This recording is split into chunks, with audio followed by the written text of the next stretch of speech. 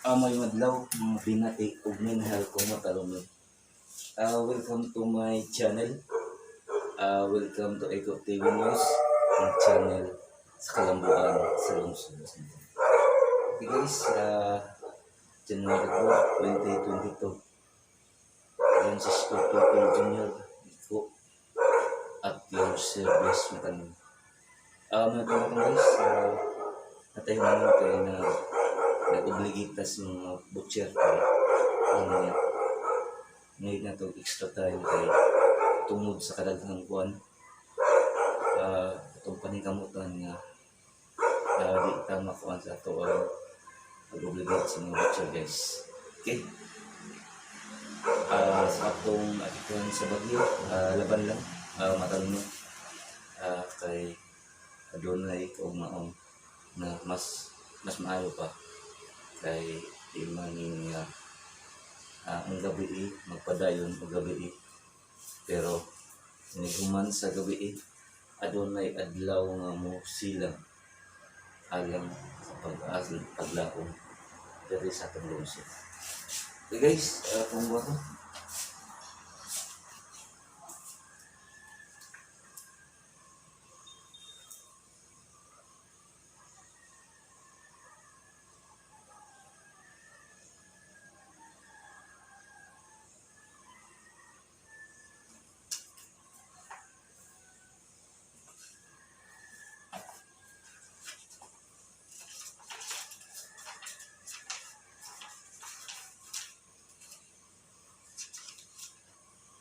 magtinabangay kita kanunay alang sa kaayuhan sa lungsod sa Matalom. Okay, magpabilintang magtinabangay o aron makabarog o aron matubag sa bagong tuig.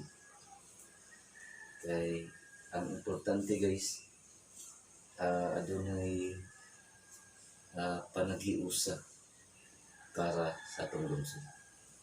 Okay guys,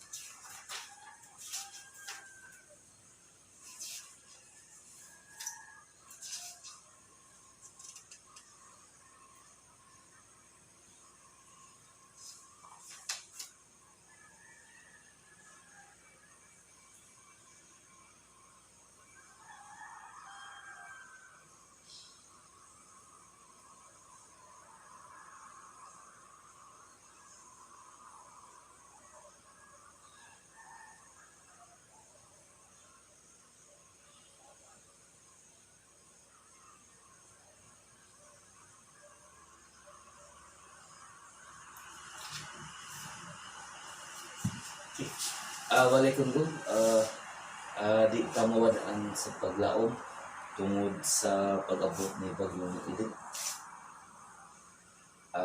Ang tanang nahitabo adunay hinungdan.